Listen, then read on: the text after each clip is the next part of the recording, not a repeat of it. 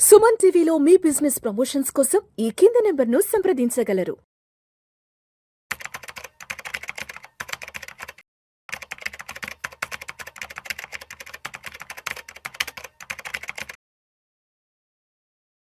నమస్తే మాధవిరెడ్డి గారు. నమస్తే అండి.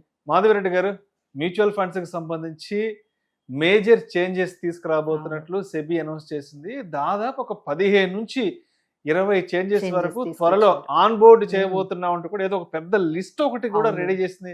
ఎస్, ఏంటి ఆ లిస్టు? ఆ చేంజెస్ ని మనం ఎంతవరకు అర్థం చేసుకోవాలి? మనం అర్థం చేసుకోకపోతే ఎస్ మనకి కలిగే నష్టం ఏంటి?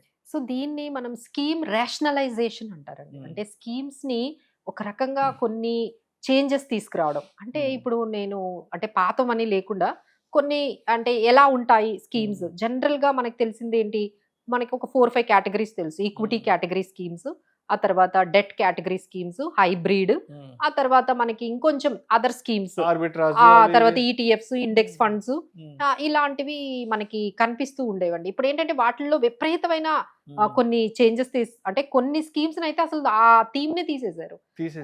లైక్ ఏంటంటే చిల్డ్రన్ ఫండ్స్ అని, రిటైర్మెంట్ ఫండ్స్ అని ఉండేవండి. అంటే వాళ్ళు చెప్పేది ఏంటంటే ఏదైతే నేమ్ ఉందో చిల్డ్రన్ ఫండ్, రిటైర్మెంట్ ఫండ్ అని, అది జస్టిఫై చెయ్యట్లేదు. సో ఇది కరెక్ట్ కాదు. ఈ నేమ్ ఏదైతే ఉందో దీన్ని చూసి మీరు ఇది రిటైర్మెంట్ ఫండ్ అనగానే రిటైర్మెంట్ పెట్టేవాళ్ళు, రిటైర్మెంట్ కి వచ్చే వాళ్ళు పెట్టుకుంటారేమో, ఆ గోల్ ఉన్న వాళ్ళు అనుకుంటారేమో, but that is not justifying అని చెప్పి ఇలా కొన్ని స్కీమ్స్ అనేవి మర్జైనా చేసుకోండి లేకపోతే తీసేయండి అన్నట్టుగా ఇమ్మీడియట్ ఎఫెక్ట్. అంటే ఇప్పుడు మీరు ఆ ఫండ్స్ లో ఇప్పుడు మీరు ఇన్వెస్ట్ చేయడానికి కూడా లేదండి, దాన్ని ఆపేశారు. కొత్తగా అమౌంట్ ని యాక్సెప్ట్ చేయట్లేదు. సో అంతా బిగ్గెస్ట్ చేంజెస్ అనేవి తీసుకొచ్చారు. అసలు మనకి జనరల్ గా మనకు అర్థం చేసుకోవాల్సింది, లార్జ్ క్యాప్ ఫండ్ అంటే 80% లార్జ్ క్యాప్ ఫండ్ లో పెట్టడము, అలానే లార్జ్ అండ్ మిడ్ క్యాప్ అంటే 35% లార్జ్ క్యాప్ లో పెట్టడము, 35% మిడ్ క్యాప్ లో పెట్టడము, అలానే మనకి మిడ్ క్యాప్ అయితే 65% మిడ్ క్యాప్ కేటగిరీ. అంటే ఇవన్నీ ఏంటంటే లార్జ్ క్యాప్ ఫండ్స్ అంటే 1 to 100 హైయెస్ట్ మార్కెట్ క్యాపిటలైజేషన్ ఉన్న కంపెనీస్ లో పెట్టడాన్ని మనం లార్జ్ క్యాప్ అంటాము. అలానే మనకి 100 నుంచి 250 వరకు మిడ్ క్యాప్ కంపెనీస్ అంటాము. 250 మార్కెట్ క్యాపిటలైజేషన్ కన్నా తక్కువ ర్యాంకింగ్ ఉన్నవన్నీ కూడా స్మాల్ క్యాప్ అంటాం. సో ఈ విధంగా స్మాల్ క్యాప్ లో 65% పెట్టడము. ఆ తర్వాత మనకి మల్టీ క్యాప్ అనేది మనందరికీ తెలుసండి. మల్టీ క్యాప్ లో ఏంటంటే 25%, 25 ఖచ్చితంగా మల్టీ క్యాప్ అంటే లార్జ్ లో 25% పెట్టాలి, మిడ్ క్యాప్ కంపెనీస్ లో 25 అండ్ స్మాల్ క్యాప్ కంపెనీస్ లో 25 పెట్టాలండి.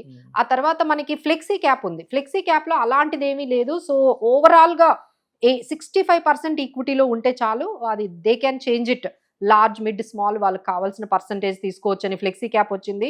అలానే ఈ వాల్యూ ఫండ్, కాంట్రా ఫండ్ అనేది ఉందండి. సో ఈ వాల్యూ ఫండ్, కాంట్రా ఫండ్ లో కూడా చాలా మందికి అర్థం కానిది ఏంటంటే, ఈ వాల్యూ ఫండ్ అంటే ఎక్కడైతే పిఈ అనేది తక్కువగా ఉంటుందో, అంటే వాల్యూ ఫండ్ అంటే ఏవైతే అట్రాక్టివ్ గా ఉంటాయో, అంటే ఏవైతే మంచి వాల్యూషన్స్ ఉంటాయో, తక్కువ పిఈ రేషియోతో ఉంటాయో, ఫండమెంటల్లీ స్ట్రాంగ్ ఉంటాయో ఆ కంపెనీల్లో ఇన్వెస్ట్ చేసేది వాల్యూ ఫండ్. కాంట్రా ఫండ్ అంటే మార్కెట్ కి, ట్రెండ్ కి ఎగెయినెస్ట్ గా పెడితే దాన్ని మనము కాంట్రా ఫండ్ అంటామండి. ఇప్పుడు ఎగెయినెస్ట్ గా అంటే ఇప్పుడు డిఫెన్స్ అందరూ కూడా పెడుతున్నారు అనుకోండి, దానికి కాంట్రాగా వాళ్ళు పెడుతూ ఉంటారు. అంటే మార్కెట్ లో ఏదైతే ట్రెండ్ ఉంటుందో దానికి ఆపోజిట్ గా పెడుతూ ఉంటారు. అలానే ఫోకస్డ్ ఫండ్ 30 కంపెనీస్ లో పెడితే ఫోకస్డ్ ఫండ్ అంటారు. అలానే సెక్టోరియల్ ఫండ్స్ ఉన్నాయి.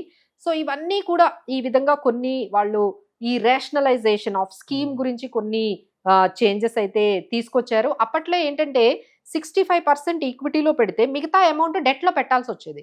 ఇప్పుడు ఏమంటున్నారు అంటే, మీరు డెట్ లో పెట్టాల్సిన అవసరం లేదు. అంటే ఫండ్ మేనేజర్ కానీ, మ్యూచువల్ ఫండ్ కంపెనీ కానీ గోల్డ్ లేకపోతే సిల్వర్ ఇలాంటి ఇన్వెస్ట్ చేసుకోవచ్చు. ఓన్లీ డెట్ లోనే పెట్టాల్సిన, అప్పట్లో ఏంటంటే 70% ఈక్విటీలో పెట్టుకుంటే మిగతా 20% కొంచెం డెట్ లో ఉండేవండి.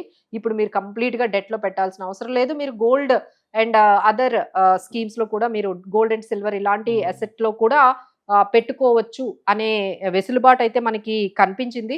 సో ఈ విధంగా ఓవరాల్ గా అయితే చాలా చేంజెస్ మనకి తీసుకొచ్చారండి. Right right. సో అదేవిధంగా మాధవిరెడ్డి గారు, జస్ట్ ఇవాళ ఒక బిజినెస్ ఆర్టికల్లో ఒక న్యూస్ ఒకటి చూశాను మ్యూచువల్ ఫండ్స్ కి సంబంధించి. ఆర్టికల్ ఏంటో చూస్తాను. Life cycle funds in mutual funds అంట. మ్యూచువల్ ఫండ్స్ లోనే లైఫ్ సైకిల్ ఫండ్స్ అంట. సో ఏంటి అసలు ఈ లైఫ్ సైకిల్ ఫండ్స్ అంటే ఏంటి, ఇవి ఎవరికి ఉపయోగపడతాయి, వీటిని ఏ విధంగా అర్థం చేసుకోవాలి మనం అసలు? సో ఇది కొత్త స్కీమ్ ని ఇంట్రడ్యూస్ చేశారండి, లైఫ్ సైకిల్ మ్యూచువల్ ఫండ్స్ అని. లైఫ్ సైకిల్ ఫండ్స్ అనేవి తీసుకొచ్చారు. ఇప్పుడు జనరల్ గా ఏమవుతుంది, మనం చాలా రోజులు ఎస్ఐపిలు పెట్టేస్తూ ఉన్నారు, తర్వాత మర్చిపోతూ ఉన్నారు. సో కొంతమంది ఏంటంటే రీబ్యాలెన్స్ చెయ్యరు, ఆ సిప్ ని మార్చరు. అంటే ఎంత మీకు ఏజ్ అవుతున్నా, ఒక 10 years 12 years 15 years అయినా అదే ఎస్ఐపి కంటిన్యూ చేసిన వాళ్ళు ఉన్నారు, ఒకటే ఎస్ఐపిలో కంటిన్యూ చేసే వాళ్ళు ఉన్నారండి. సో ఇలా కాదు, మీకు మేము లైఫ్ సైకిల్ అనే ఆప్షన్ ఇస్తున్నాము, మీరు కానీ ఈ ఫండ్ లో పెడితే మీరు నంబర్ ఆఫ్ ఇయర్స్, అంటే 5 years ఉంది, 10, 15, 20, 25, 30 ఇలా వాళ్ళు డిఫరెంట్ టైం పీరియడ్స్ ఇచ్చారు. మీరు 5 years కి పెడితే ఎలా ఇన్వెస్ట్ చేయాలి, 20 years కి పెడితే ఎలా ఇన్వెస్ట్ చేయాలి, యాజ్ పర్ యువర్ ఏజ్ అనేది అది ఆటోమేటిక్ గా రీబ్యాలెన్స్ చేసుకుంటుందండి. మీరు ఏమి చేయక్కర్లేదు, ఆ ఫండ్ లో పెట్టేస్తే అదేమవుతుందంటే యాజ్ పర్ యువర్ ఏజ్, అంటే ఎగ్జాంపుల్ మీరు 30 years ఏజ్ లో ఉన్నారనుకోండి, 80% ఈక్విటీలో పెడుతుంది, 20% డెట్ లో ఉంటుంది. అదే మీరు 45 ఏజ్కి వెళ్ళిపోయారు అనుకోండి, 60% ఈక్విటీ పెట్టి మిగతాది డెట్ లో పెడుతుంది. అదే మీరు ఎప్పుడైతే 60 years ఏజ్ లోకి వెళ్ళిపోయారో 20% ఈక్విటీలో పెట్టి 80% డెట్ లో పెడుతుంది. అంటే యాజ్ పర్ యువర్ ఏజ్ ప్రకారము అది ఆటోమేటిక్ గా డిఫాల్ట్ గా అది ఏజ్ క్రైటీరియా తీసుకొని మీ ఈక్విటీ అండ్ డెట్ పోర్షన్ ని రీబ్యాలెన్స్ చేసుకుంటూ వెళ్ళిపోతుంది. అంటే మీరు అందులో పెట్టేసి మర్చిపోయినా, మీ రిటైర్మెంట్ ప్లానింగ్ కోసం ఒక 15 years 20 years మర్చిపోయినా అది మీ రిస్క్ ని తగ్గించుకుంటూ వెళ్ళిపోతుంది అనమాట. సో ఇవి మంచి ఫండ్ అయితే తీసుకొచ్చారండి. ఎవరైతే లాంగ్ టర్మ్ ఇన్వెస్టర్స్ ఉన్నారో, ఇక మధ్యలో మేము రీబ్యాలెన్స్లు చేసుకోలేము, మేము ఇలా అటు ఇటు ఫండ్స్ ని మేము మార్చుకోలేము, అలా ఉన్న వాళ్ళందరికీ కూడా ఈ లైఫ్ సైకిల్ ఫండ్స్ అనేవి, అంటే లాంగ్ టర్మ్ గోల్స్ ఎవరికైతే ఉన్నాయో, రిటైర్మెంట్ ప్లానింగ్ కానీ, ఇలాగ కిడ్స్ హైయర్ ఎడ్యుకేషన్ కానీ, ఈ విధంగా ఎవరికైతే లాంగ్ టర్మ్ ఒక 15 years గోల్స్ ఉన్నాయో వాళ్ళందరికీ కూడా ఈ లైఫ్ సైకిల్ ఫండ్స్ అనేవి చాలా యూజ్ అవుతాయండి. సో ఇవన్నీ చేంజెస్, అంటే ఇప్పుడు మనం ఏం చెప్పాము, కొన్ని స్కీమ్స్ కొన్ని డిస్కంటిన్యూ చేయటం కానీ, మర్జ్ చేయడం, అంటే దాన్ని మనం రిటైర్మెంట్ ఫండ్స్ కానీ లేకపోతే చైల్డ్ ఫండ్స్ కానీ కొన్ని వాళ్ళు డిస్కంటిన్యూ చేశారు, కొత్తగా లైఫ్ సైకిల్ ఫండ్స్ ని ఇంట్రడ్యూస్ చేశారు. ఇది కాకుండా చాలా స్ట్రిక్ట్ గా ఓవర్ ల్యాప్ అనే విషయాన్ని వాళ్ళు చెప్పారండి. ప్రతి కంపెనీ కూడా అంటే ఒకటే 2-3 స్కీముల్లో అవే కంటిన్యూ స్టాక్స్ అనేవి మెయింటైన్ చేస్తూ ఉన్నారు.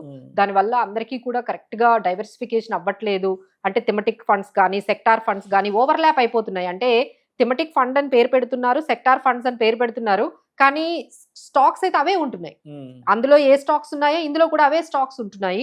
సో ఈ విధంగా ఓవర్ ల్యాప్ అవ్వకూడదు అని చెప్పి ఒక 3 years టైం ఇచ్చారండి. 50% కన్నా ఓవర్ ల్యాప్ అవ్వకూడదు. ఏవైనా ఒక 3 years టైంలో కానీ మీరు రీస్ట్రక్చర్ చేసుకోకపోతే అది కంప్లీట్ గా దాన్ని తీసేయడం కూడా జరుగుతుందని గట్టిగానే సెబీ వార్నింగ్ ఇచ్చింది. సో ఇలా ఈ ఓవర్ ల్యాప్ విషయంలో కానీ, లైఫ్ సైకిల్ ఫండ్స్ లో కానీ, ఈ categorisation and rationalisation of schemes గురించి అయితే ప్రతి ఒక్కరూ కొంచెం అలర్ట్ గా ఉండాలి. చాలా చేంజెస్ అయితే సెబీ మ్యూచువల్ ఫండ్స్ లోనైతే తీసుకొచ్చిందండి. ప్రతి ఇన్వెస్టర్ మ్యూచువల్ ఫండ్స్ లో ఇన్వెస్ట్ చేసే వాళ్ళు అయితే మాత్రం ఈ విషయాన్ని అయితే అన్ని అర్థం చేసుకోవాలండి. Right. Thank you so much Madhavi Reddy గారు. Thank you. త్వరలో మ్యూచువల్ ఫండ్స్ కి సంబంధించి సెబీ తీసుకురాబోతున్న భారీ మార్పుల గురించి, అదేవిధంగా కొత్తగా మ్యూచువల్ ఫండ్స్ లో రాబోతున్న లైఫ్ సైకిల్ ఫండ్స్ కి సంబంధించిన అంశం గురించి చాలా చక్కగా మీ అనాలిసిస్ తెలియజేశారు. Thank you so much Madhavi Reddy గారు. Thank you.